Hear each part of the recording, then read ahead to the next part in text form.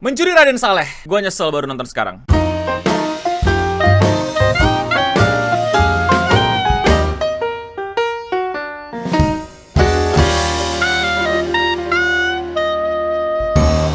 Hai Singham, gue Damoding dan selamat datang lagi di Podcast Indonesia Radio Singham, di mana kalian bisa dengerin podcast ini sambil tiduran, sambil nungguin ngantuk, sambil ngerjain tugas, dan lain-lain ya. Pokoknya kalian nggak perlu liatin visualnya, kalian tinggal dengerin bacotan gue. Dan kali ini gue akan nge-review secara amatir film Mencuri Raden Saleh. Ya silakan marahin gue kenapa baru nonton sekarang, karena ya gue punya kesibukan. Nggak kayak kalian yang mungkin punya waktu luang. Gue harus mencuri-curi waktu untuk menyiapkan waktu menonton film. Apalagi gue pengen nonton secara serius dan mendedikasikan diri gue untuk mengapresiasi setiap detail dari filmnya. Gue udah pengen nonton dari pertama kali itu rilis, bahkan dari pertama kali digaungkan akan ada film Heist Indonesia yang berjudul Mencuri Raden Saleh. Dan entah kenapa belum ketemu waktunya sampai akhirnya gue nonton sekarang. Bahkan teman-teman gue yang tahu kalau gue tuh suka banget film Heist pada nantangin, nonton, ayo nonton, dan akhirnya gue nonton. Dan gue bilang Mencuri Raden Saleh ini adalah film Indonesia terbaik 2022 yang udah gue tonton. Serius, bahkan ini bisa gue bilang adalah standar baru untuk film Indonesia. Memang terdengar maksa, terdengar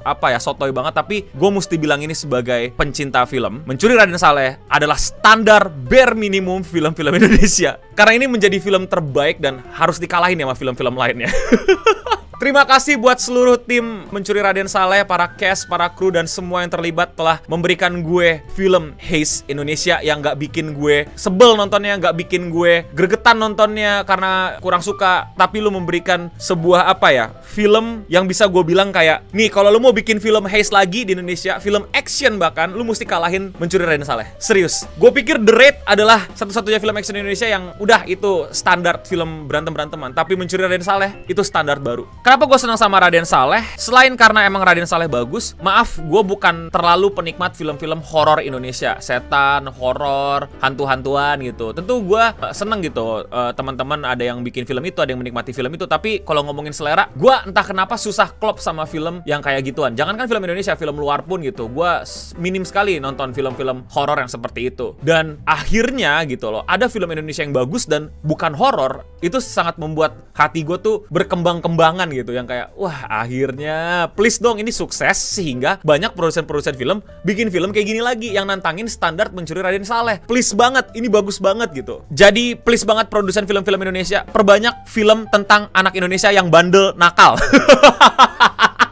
Please, gue butuh film-film anak muda nakal. Mana film-film anak muda nakal gitu? Gue jujur lelah dengan film anak muda baik-baik aja gitu. Kalaupun nakalnya cuma masalah pacaran gitu, masalah romansa gitu, masalah rumah tangga, kurang gitu ya kalau buat gue. Gue pengen anak-anak muda nakal yang action kayak gini, please diperbanyak ya. Sensasi-sensasi, kenakalan-kenakalan fiksi anak remaja Indonesia. Asik. Karena anak remaja Indonesia nggak kalah sama anak remaja barat lainnya yang bisa maling-maling juga gitu, yang bisa ngehack-ngehack juga gitu.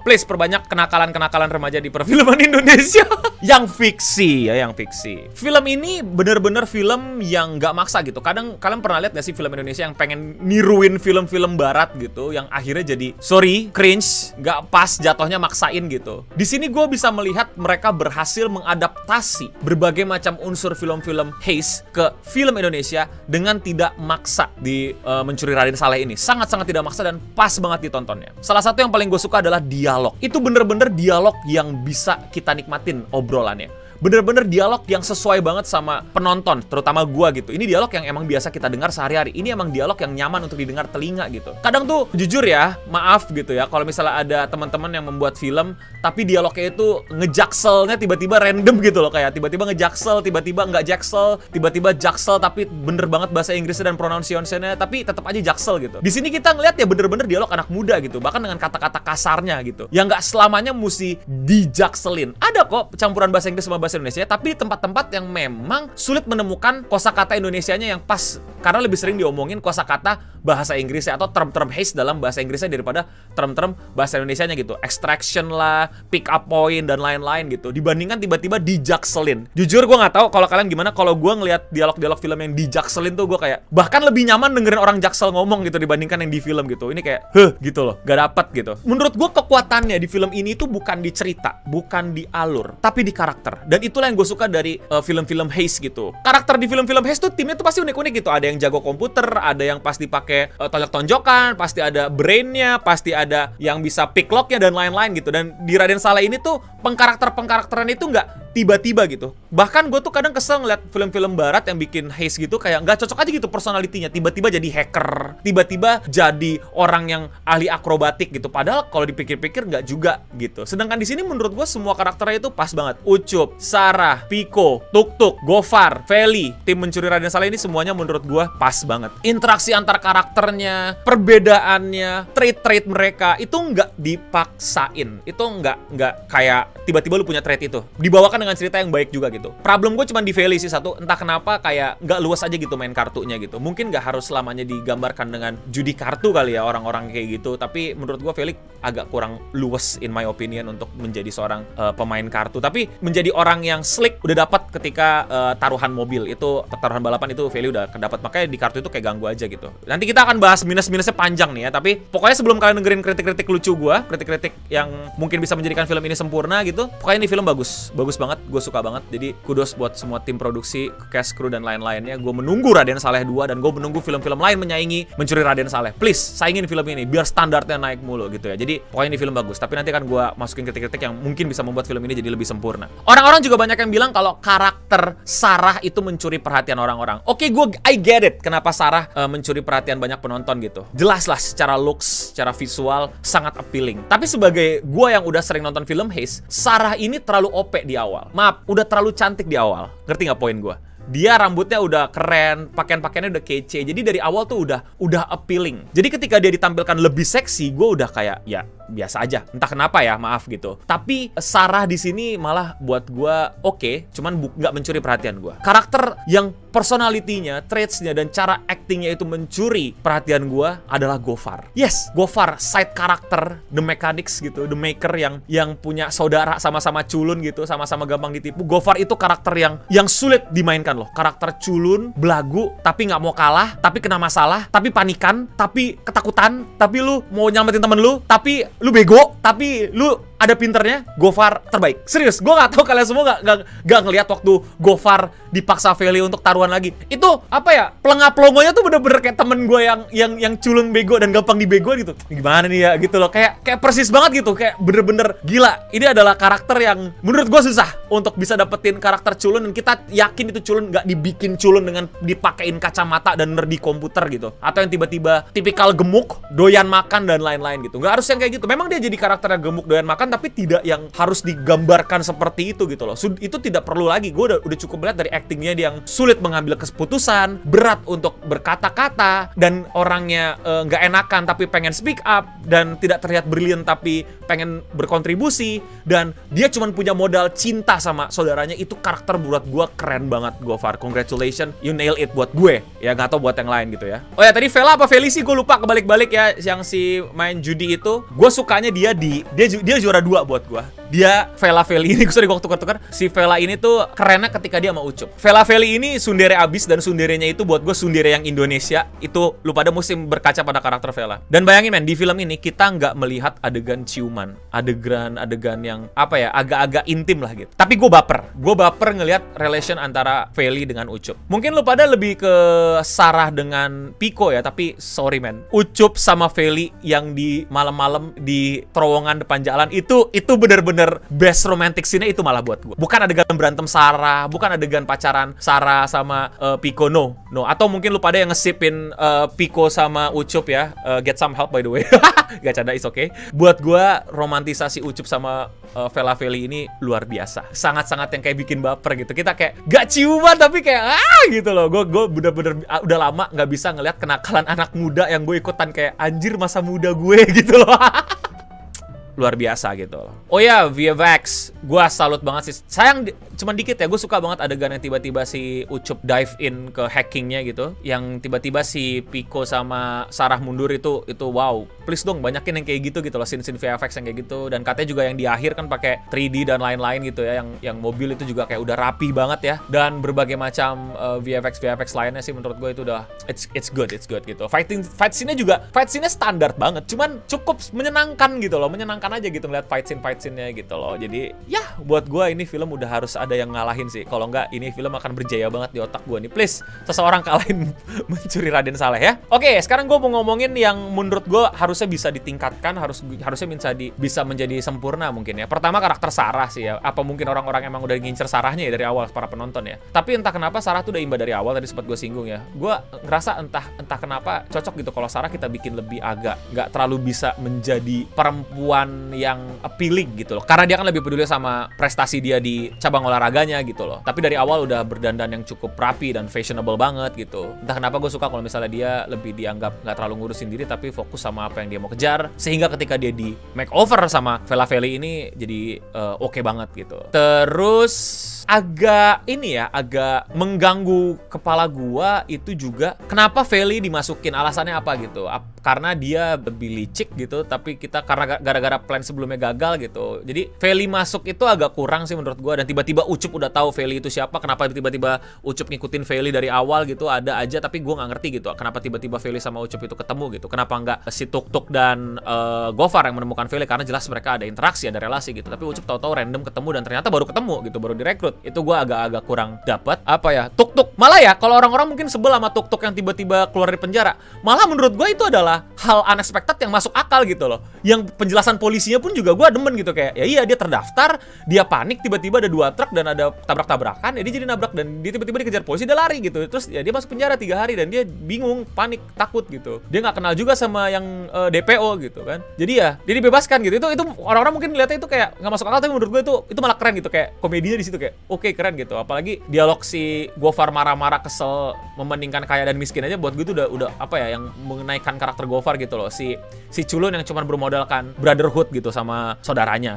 Nah, gue tuh agak nggak ngerti ya sama ceritanya gitu, yang dimana nih adegan akhirnya memang agak sedikit-sedikit nanggung, tapi gue bodo amat, ini udah keren gitu. Yaitu adalah tiba-tiba kita tahu ya plot twistnya bapaknya sama si Piko berantem gitu, yang ternyata bapaknya juga mau nyuri Raden Saleh untuk tiket kebebasan dia gitu, karena dia pasti akan diburu lagi karena kabur dari penjara. Agak weird juga tiba-tiba pengacara yang kenal sama Pak Permadi ini malah bisa membebaskan bapaknya Piko. Itu gue agak-agak gimana gitu. Dari awal kita lihat bapaknya Piko udah ada menyelinap, tapi mau ngapain, ternyata mau nyuri dan manfaatin Piko. Tapi di awal kita lihat seorang bapak yang narapidana itu rela mukul mantan presiden demi anaknya. Ngerti gak lo? Ini mantan presiden dipukul pak gitu loh. Karena mantan presiden ini yang kejam, dan ini tentu presiden saya maksud di film ini yang fiksi ya gitu loh, memanfaatkan anaknya gitu. Tapi di ending bapaknya ini mukulin anaknya biar dia bisa bebas dari presiden tersebut. Buat gue itu agak lost di situ sih. Karakter bapaknya Piko ini langsung jadi kayak kuring gitu. Walaupun pengadegan dia tiba-tiba di petir-petir hujan muncul gitu pakai baju hitam, gue suka banget. Itu kayak keren gitu secara visualisasi, tapi secara plot gue kayak gimana gitu. Padahal tadi lu berani mukul mantan presiden loh, berani bisa membuat nuker nyawa lu di penjara loh, tapi lu malah rela mukul anak lu demi lu bisa bebas dari si mantan presiden jahat tersebut. Itu gue kayak oke gitu loh, masih nyari-nyari, gue masih kayak kurang gitu. Udah agak nyebelin juga ya plot-plot yang kayak bom nggak aktif gitu loh, bom asap nggak aktif, itu gue kurang ya. Harusnya ada bencana apa kayak gitu, ada kayak semacam kelalaian lucu gitu yang gue suka gitu. Misalnya tumpah gelas ke dalam alat itu sampai kayak iya si goblok gitu loh. Jadi jangan tiba-tiba rusak gitu, kayak rusak aja gitu. Itu padahal diuji coba gitu berhasil. Lebih baik ada kesalahan orang kepleset atau apa gitu gara-gara panik sehingga tumpah gitu loh. Itu lebih keren aja menurut gue dibandingkan tiba-tiba rusak gitu. Dan gue juga melihat bagaimana Sarah berantem tiba-tiba dibantu. Gue baru sadar ketika dikasih temen gue gitu, kalau ternyata yang bantuin dia itu saudaranya si anak mantan presiden tersebut ya. Itu gue kayak oh gitu loh. Ya oke gitu. Sempet miss gue di situ. Tapi mungkin salah di gue ya. Jadi ya kali udah berantem gebuk-gebukin bodyguard kayak gitu kagak dilerain atau kagak diiniin gitu segala macem, dan nggak curiga gitu ya, nggak dicatat namanya, nggak di ini orang yang ini loh yang ribut-ribut sama bodyguard gitu loh, cari dia gitu. Oke, tapi itu semua ya udahlah, oke lah gitu, karena ini film tetap memuaskan buat gua. Oh ya, sama agak kecewa bapaknya Piko untuk ngehajar Piko butuh bantuan orang. Tadinya gue pikir yang bantuin Sarah ini anggota bapaknya Piko, sehingga keren kan. Wah ternyata dia tiba-tiba hadir, tiba-tiba jago berantem, ternyata bener anggota geng pencuri yang lebih dewasa. Ternyata bukan gitu, ternyata dibantuin sama orang randomnya bapaknya Piko gitu, yang menurut gue agak kurang menunjukkan kerennya si bapaknya Piko kalau dia work alone gitu loh, yang dimana dia keren banget untuk kerja sendiri, bahkan bisa ngehajar, yalah kan lu ngajar 2 bocah gitu loh, gebugin sendiri juga menang harusnya gitu. Itu sih yang agak kurang memperlihatkan seimba bapaknya si Piko ini gitu loh. Kalau dia imba kan keren banget loh gitu. gitu. Tapi ya overall tetap bagus. Ini film tetap bagus. Terus soundtracknya juga nggak nyangka gitu bisa soundtrack sepas itu, semendukung itu. Congratulations buat timnya. Jadi ya VFX dan lain-lainnya luar biasa. Hanya sedikit lobang-lobang kecil yang menurut gua bisa mungkin di Raden Saleh 2 bisa diisi gitu, bisa di ini. Mungkin gue bisa tambahin juga, kadang gue agak capek ketika mereka tuh lebih tell but not showing gitu. Lebih banyak ngomongnya daripada show gitu. Lebih enak ketika pas dia ngomong ada visualisasi pengandaiannya gitu loh.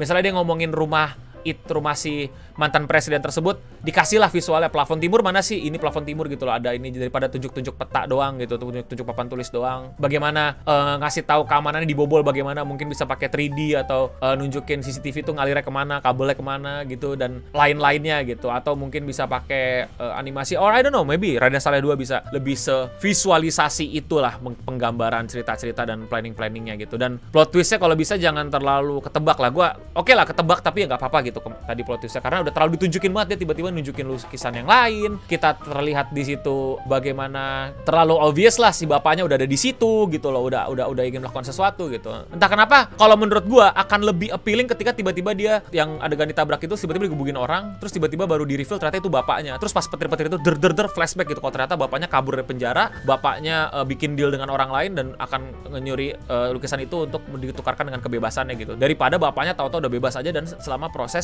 pencurian itu berlangsung. For me, it gonna be more rewarding ketika tahu-tahu ada siapa lagi nih, kok ada lagi orang yang tahu dia bakal mencuri gitu. Gue expect tadi polisi yang ngejar-ngejar dia.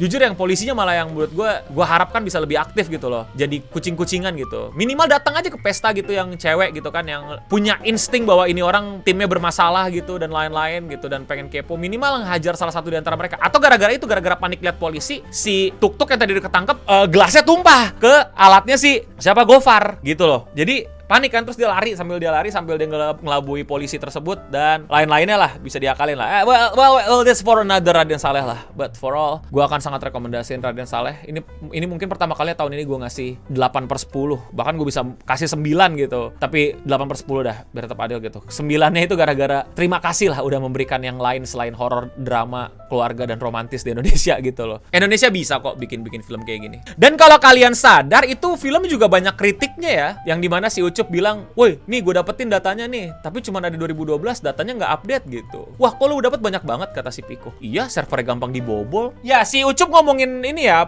fiksi ya, itu fiksi di situ ya, gitu loh. Banyak juga yang suka protes, katanya penempatan sponsornya, gue udah nggak peduli kalau ada film bagus, penempatan sponsornya kayak gimana, kadang udah tertutup otak gue gitu loh. Terus bagaimana kita ngelihat juga sebuah kritik yang bagus juga ya, bagaimana sulitnya mereka ngelihat perusahaan-perusahaan kok masih nggak digital gitu, masih manual, masih pakai fotokopi, daftar absen. Ini ngomongin fiksi ya, kan ada perusahaan tuh buset ini nggak ada digitalisasi perusahaan yang masa semuanya nyatet tangan sendiri gitu kan, itu kayak apa gitu kan ya, kayak bagus gitu ya ini filmnya ya. Please perbanyak film anak-anak muda nakal Indonesia secara fiksi ya, nakalnya juga yang wajar, yang seru, dan lagian ini fiksi lah buat gue. Banyak di luar sana juga film-film remaja nakal dan itu fiksi gitu ya. Ya tentu saja lah ini fiksi, tenang aja gitu, jangan panik sama film-film kayak gini gitu. Keren gitu. Gue juga nontonin kenakalan remaja, film-film Amerika yang nyuri, yang sampai bikin geng-gengan, bikin geng motor. Enggak, sampai sekarang gue masih jadi pecundang depan komputer kok. Jadi seru aja nontonin kenakalan fiksi ya kan. Jangan nakal beneran, nakal fiksi aja. Bikin film fiksi nakal. Gitu ya. Terus bikin filmnya dengan kritik fiksi. Gimana? Udah pada tidur? Udah pada kelar kerjaannya? Udah pada beres? Kamar kosannya lagi sapu sambil dengerin gue. Kalau menurut kalian gimana? Komen di bawah momen terbaik kalian, keseruan kalian nonton Raden Saleh. Kalau kalian belum nonton dan masih ada di kota kalian, tonton. Tapi kayaknya udah nggak ada di sini kayaknya ya. Udah lama juga, udah sebulan nih. Ya kalau masih panjang bagus sih. Gue sih saranin kalian nonton gitu. Sayang banget kalau kalian nontonnya nggak di bioskop gitu. Karena kalau di streaming service nggak to the fullest lah. Ini emang didesain untuk ditonton di bioskop gitu. Adegan-adegan actionnya juga seru gitu. Adegan balap-balapannya juga ada. Jadi ini film kenakalan remaja sekali. Dan tidak pakai narkoba ya. Jangan pakai narkoba. Di film ini tidak ada yang pakai narkoba. Mereka semua hanya minum banyak-banyak soda dan manis-manis ya. Ngomong-ngomong soal minuman manis, jangan lupa kalian subscribe dan nyalain notifikasinya, kalian like, dan juga jangan lupa share video ini ke teman-teman kalian di sosial media yang belum nonton Raden Saleh, dan jangan lupa juga untuk follow gue di sosial media karena ya sosial media gue kadang-kadang lebih update buat ngasih tahu ada film-film bagus, ada apa dan segala macam ya. Sekali lagi gue menilai ini sebagai kapasitas gue seorang amatiran dan bagaimana gue sedikit tahu industri film Indonesia. Jadi kalau kalian ngebandingin sama film-film Haze yang luar sana ya pasti jauh lah. Tapi gila men, Indonesia bisa sampai ke tahap ini, buat gue ini adalah 8 atau bahkan sampai 9/10. Tonton, dukung, support. Thank you buat semua sekali lagi krunya udah memberikan gue kebahagiaan nonton film ini. Gue tunggu Raden Saleh 2 dan film-film yang akan menyaingi Pencuri Raden Saleh. Dan untuk kita semua, stay clean and sound.